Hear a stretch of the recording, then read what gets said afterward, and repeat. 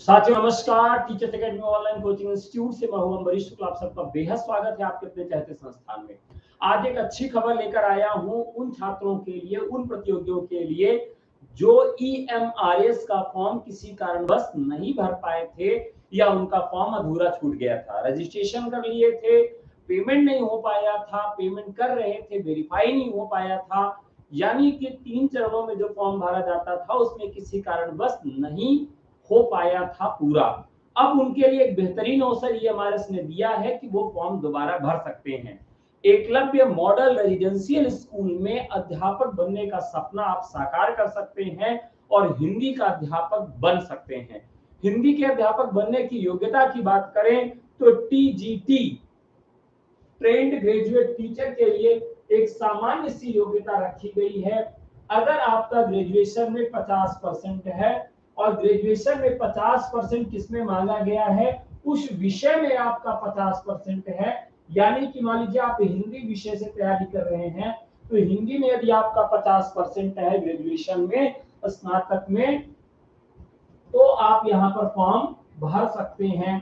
तो स्नातक स्तर पर आप यहाँ पर अप्लाई कर सकते हैं। ठीक है।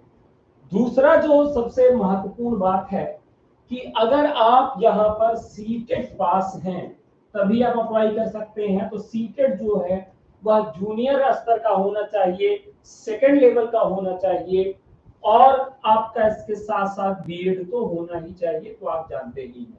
तो बीएड और सीटेट होना चाहिए। सीटेट आपका जूनियर लेवल का होना चाहिए, ग्रेजुएशन में वो विषय होना चाहिए और उस विषय में कम से कम 50% अंक आपके ग्रेजुएशन में होने चाहिए उस विषय में। ठीक है, होल सब में नहीं मांगा गया है। इसी तरीके से पीजीटी की बात कर ले तो पीजीटी के लिए बीएड जो है वो पहली अनिवार्यता है। इसके साथ साथ पीजी में आपका 50% अंक होना चाहिए पीजी में।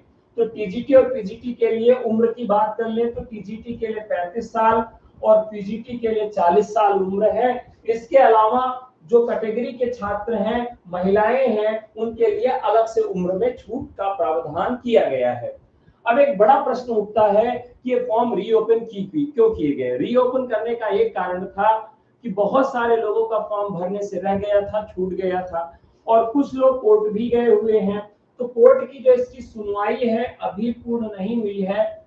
17 अक्टूबर, ठीक है, 17 अक्टूबर को इसकी सुनवाई होनी है और पूरी संभावना है कि स्थिति को एक बार अंतिम निर्णय के लिए मौका मिल सकता है। इसके अलावा अगर आप ईएमआरएस के लिए, एकलव्य मॉडल रेजिडेंशियल स्कूल के लिए टीजीटी पीजीटी की तैयारी करना चाहते हैं या कर रहे हैं और आप अपना सिलेक्शन प्रथम प्रयास में चाहते हैं, तो हमारे यहाँ इस तरह का डिस्टेंस लर्निंग मोड में पूरा कोर्स तैयार किया गया है जो आप घर बैठे तैयारी कर सकते हैं ऑनलाइन माध्यम से। इसमें आपको टीजीटी हिंदी और पीजीटी हिंदी दोनों का अलग अलग कोर्स प्रोवाइड कराया जाएगा, पूरा नोट्स प्रोवाइड कराया जाएगा, टेस्ट सीरीज प्रोवाइड करवाई जाएगी, रिवीजन करवाया जाएगा, डाउट्स क्लियर करवाया जाएगा और आपको एक प्रैक्टिस सेशन भी दिया जाएगा। ये सब आपको कैसे मिल सकता है, हमें केवल व्हाट्सएप करने पर ये सब मिल सकता है। हमारा नंबर है 9628959237। इसके अलावा जो इसका प्रथम प्रश्न पत्र है, इसके लिए कुछ निःशुल्क मटेरियल और कुछ निःशुल्क तैयारी करने के लिए फ्री टेलीग्राम ग्रुप है जो केवल ईएमआरएस के लिए है। उससे भी जुड़ने के लिए इसमें व्हाट्सएप करिए और अपना लिंक प्राप्त करिए। चलिए बात करते हैं हिंदी की। तो हिंदी की योग्यता के विषय मैंने बात कर दिया। अब आप इसमें फॉर्म जो है दोबारा रीओपन कर दिया गया है 19 अक्टूबर तक। 19 अक्टूबर तक आप फॉर्म दोबारा से फिल कर सकते हैं और अपना सपना संजो सकते हैं। और अब बात कर लेते हैं टीजीटी के लिए कि टीजीटी के लिए जो पाठ्यक्रम है उस पाठ्यक्रम के अनुसार आपको क्या स्ट्रेटजी अपनानी होगी और आपको क्या तैयारी करनी होगी। तो चलिए शुरू करते हैं। दरअसल टीजीटी स्तर का जो पेपर है बेहद आसान होता है, लेकिन जो प्रश्नों का प्रारूप है वो थोड़ा सा हार्ड लेवल का होगा। इसमें आपका 2 भाग दिया गया है। टीजीटी हिंदी की बात कर लें तो एक भाग आपका इसमें गद्य है और दूसरा भाग इसमें आपका काव्य है। तो गद्य है, काव्य है और हिंदी भाषा का विकास एवं व्यवहारिक व्याकरण, हिंदी भाषा का विकास एवं व्यवहारिक व्याकरण, ये 3 खंडों में पूरे सिलेबस को इन्होंने विभाजित किया है।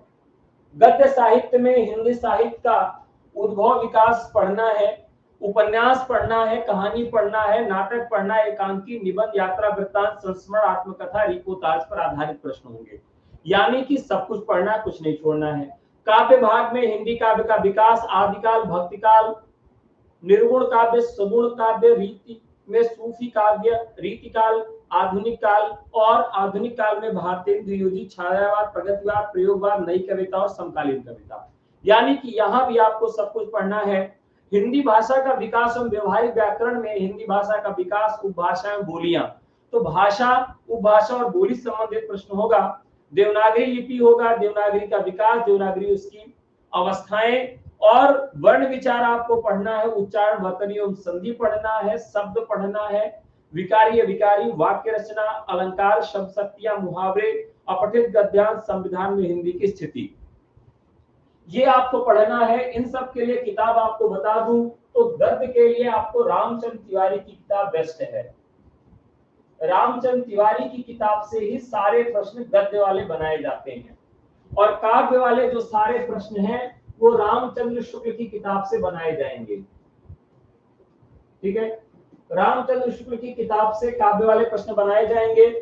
हिंदी भाषा का विकास एवं व्यवहारिक व्याकरण वाला जो भाग है, ये वासुदेव नंदन प्रसाद की पुस्तक से ये आपका चैप्टर क्लियर हो जाएगा। तो 3 किताबें मैंने आपके लिए कही थी, ये 3 किताबें आपके लिए पर्याप्त है। इसके अलावा आप एनसीईआरटी बेस्ड जो व्याकरण है उसको आप तैयार कर लेंगे। आप टीजीटी में अगर तैयारी कर रहे हैं तो कक्षा 9 और 10 में सीबीएसई बोर्ड में जितना भी सिलेबस ग्रामर का रखा गया है वो एक बार आप देख लेंगे तो इतने में से आपका लगभग चीजें कवर हो जाती हैं। ठीक है, अब इसमें आपको लेवल जो होगा वो थोड़ा सा हार्ड होगा, क्योंकि सीबीएसई यूजीसी की परीक्षा भी करवाती थी, तो पूरी संभावना है कि यूजीसी लेवल के जो प्रश्न हैं उन प्रश्नों को यहाँ पर आपके लिए रखा जाएगा। तो लेवल इसका क्या होगा, यूनिवर्सिटी ग्रांट कमीशन का जो लेवल है, क्योंकि सीबीएसई जो है वह टीजीटी पीजीटी की कोई परीक्षा अभी तक नहीं करवाई है, वो क्या परीक्षा करवाई है, यूजीसी लेवल का। तो जो प्रश्न यूजीसी लेवल में थे काफी कुछ आपको वहां पर मिल जाएगा, और बहुत सारी चीजें आपको यहाँ मिल जाएंगी जो सीटेट लेवल का है। तो सीटेट लेवल और यूजीसी लेवल मिलाकर आपका प्रश्न यहाँ पूछा जाएगा जो कंसीडर आपका सब्जेक्ट है। ठीक है, लेकिन जो पीजीटी का सिलेबस है वो थोड़ा सा बड़ा है, तो पीजीटी के सिलेबस को देख लेते हैं कि इसमें क्या क्या दिया गया है।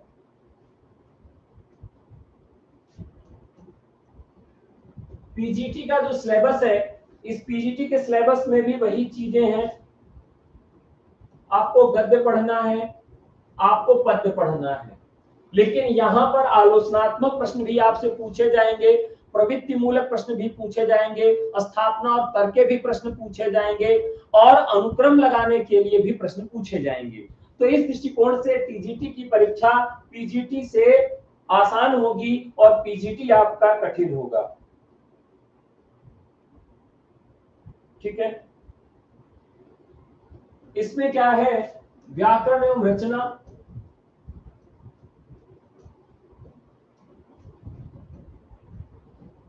तो टीजीटी में जैसे था वैसे यहां पर भी है। इसके अलावा इसमें एक और चीज रखी गई है, लेखन कौशल और पत्रकारिता। लेखन कौशल और पत्रकारिता, ये आपका एक एक्स्ट्रा इसमें रखा गया है। अब इसके लिए किताबें देख लेते हैं कि कौन कौन सी किताबें आपको लेनी है। तो लेखन कौशल और पत्रकारिता के लिए अभिव्यक्ति माध्यम, अभिव्यक्ति और माध्यम, जनसंचार की एक किताब चलती है कक्षा 11 और कक्षा 12 में। तो कक्षा 11 और कक्षा 12 में जो किताब चलती है एनसीईआरटी की, किसकी? एनसीईआरटी की जो किताब चलती है 11वीं और 12वीं में हिंदी के लिए, वो किताब आपको खरीदनी है। और इसके साथ साथ कक्षा 11 और कक्षा 12 में जो आपका व्याकरण है, वो व्याकरण आपको सीबीएसई के सिलेबस के अकॉर्डिंग आपको क्या करना है, याद कर लेना है। वो बहुत ही महत्वपूर्ण फैक्टर होगा।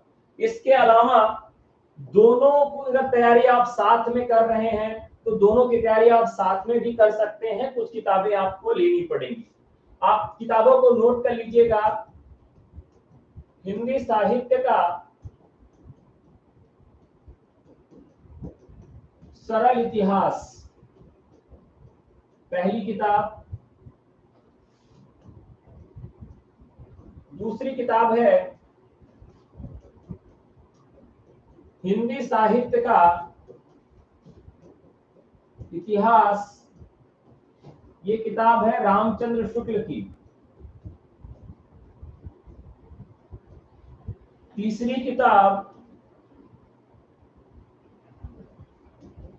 हिंदी साहित्य का दूसरा इतिहास,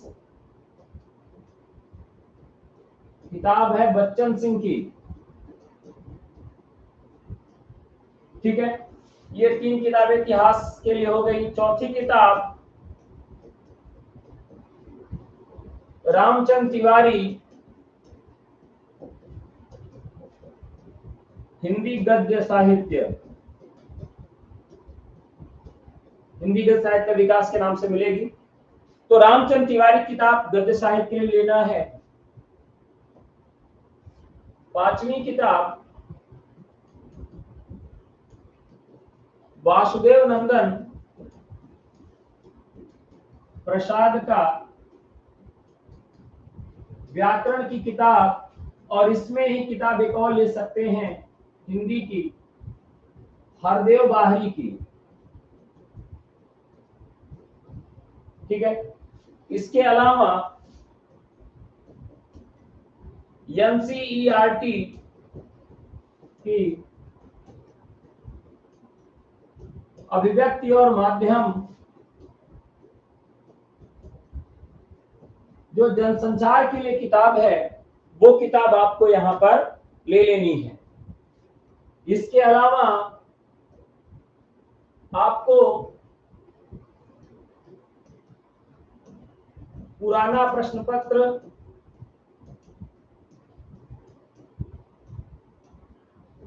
मॉडल पेपर,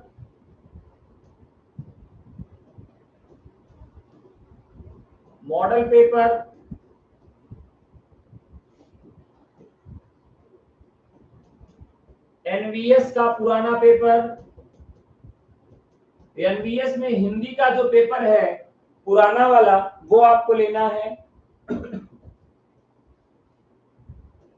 इस पूरे भाग में आपको काव्य शास्त्र, पाश्चात्य काव्य शास्त्र और संस्कृत साहित्य, ये आपको नहीं पढ़ना है। ठीक है, तो ये आपको नहीं पढ़ना है। इन सब की तैयारी कैसे करनी है? तो एनवीएस का बहुत कुछ पैटर्न इससे मिलता जुलता है। ठीक है, अभी मैं जैसे पढ़ा रहा हूं आप सबको, तो आप चाहें तो नए बैच से जुड़ सकते हैं। ईएमआरएस का नया बैच हम शुरू कर रहे हैं। ईएमआरएस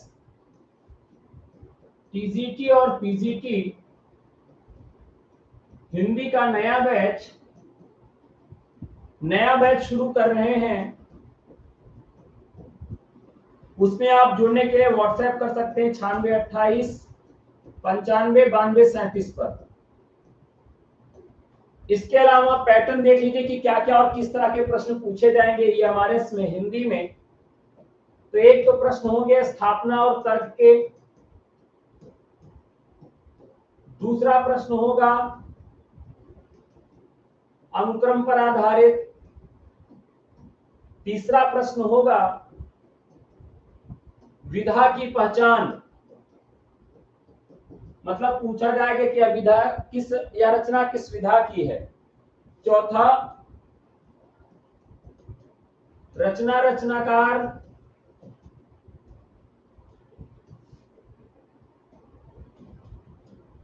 पांचवा काव्य पंक्तियां,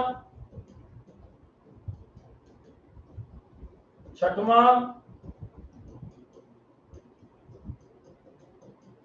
आलोचनात्मक कथन,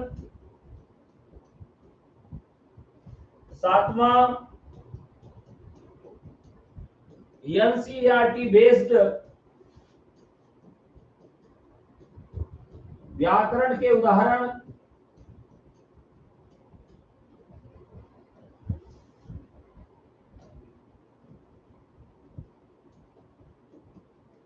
जनसंचार और सृजनात्मक लेखन में जो प्रश्न बनेंगे उनका स्तर 12वीं का होगा।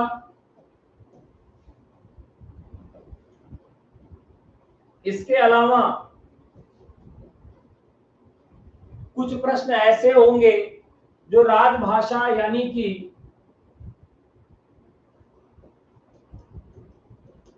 प्रयोजन मूलक हिंदी से होंगे, जिसमें राजभाषा, लिपि, 8वीं अनुसूची से भी प्रश्न आपके यहां सम्मिलित किए जाएंगे। ठीक है,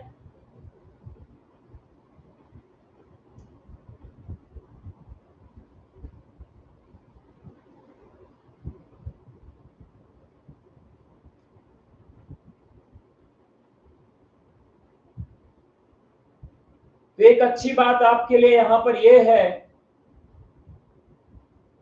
कि कुछ कवियों का नाम इन्होंने विशेष तौर पर पीजीटी में दे रखा है, उन पर विशेष तैयारी आप सबको करना है। अगर आप सिलेबस चाहते तो हमें व्हाट्सएप कर दीजिए, हम आपको सिलेबस वहां पर प्रोवाइड करा देंगे टेलीग्राम पर।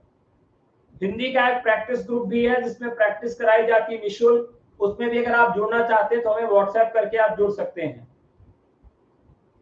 इसके अलावा काव्यशास्त्र जो है, अब वहां समझ लीजिए कि काव्यशास्त्र में किस स्तर का प्रश्न पूछा जाएगा। तो जो हम यूपी, टीजीटी, पीजीटी और असिस्टेंट प्रोफेसर में काव्यशास्त्र पढ़ते हैं, उससे यह काव्यशास्त्र थोड़ा सा भिन्न है। तो यहाँ जो हम काव्यशास्त्र पढ़ेंगे उसमें क्या क्या है, तो साहित्य का अर्थ, भेद और उद्देश्य, साहित्य की विविध विधाएं, रस आपको पढ़ना है, शब्द शक्ति पढ़ना है जो कि हिंदी व्याकरण में ही आ जाता है, काव्य गुण पढ़ना है आपको, तो तीनों जो काव्य गुण हैं, प्रसाद, ओज और माधुर्य। इसके अलावा इसमें आपको छंद पढ़ना है, इसके अलावा काव्य दोष पढ़ना है और आपको अलंकार पढ़ना है। तो जो काव्य शास्त्र में आप सभी संप्रदाय पढ़ते हैं, तो यहाँ सभी संप्रदाय नहीं पढ़ना है, व्याकरण से जो चीजें कोरिलेट होती हैं वही आपको पढ़ना है। अलंकार में शब्दालंकार, अर्थालंकार, उभयालंकार और नए अलंकार, छंद का ज्ञान, वार्णिक और मात्रिक, काव्य दोष और काव्य गुण, प्रसाद, माधुर्य और ओज, सब शक्ति, अभिधा, लक्षण और व्यंजना, रस, मीमांसा, साहित्य की विधाएं, ये आपको काव्यशास्त्र में पढ़ना है। इसके लिए अगर आप चाहें तो निशा अग्रवाल की पुस्तक ले सकते हैं। डॉक्टर निशा अग्रवाल की पुस्तक आप ले सकते हैं। इसके लिए भारतीय काव्यशास्त्र के नाम से है, लेकिन ध्यान रखना है कि उसमें सारी चीजें आपके लिए नहीं है। व्याकरण से ज्यादातर चीजें मैच खा रही हैं, तो इसमें केवल 2 चीजें आपको भारतीय काव्यशास्त्र से मिलेंगी, जो कि काव्य गुण और काव्य दोष है। इसके अलावा रस आप व्याकरण में पढ़ते हैं, सप्तशती व्याकरण में पढ़ते हैं, छंद व्याकरण में पढ़ते हैं और अलंकार भी आप व्याकरण में पढ़ते हैं। तो ये बहुत अच्छा अवसर है कि आप कम समय में निश्चित तौर पर सेंट्रल गवर्नमेंट की एक नौकरी पा जाएंगे और पूरे भारत में सबसे ज्यादा सैलरी भी आपको यहाँ पर मिलेगी।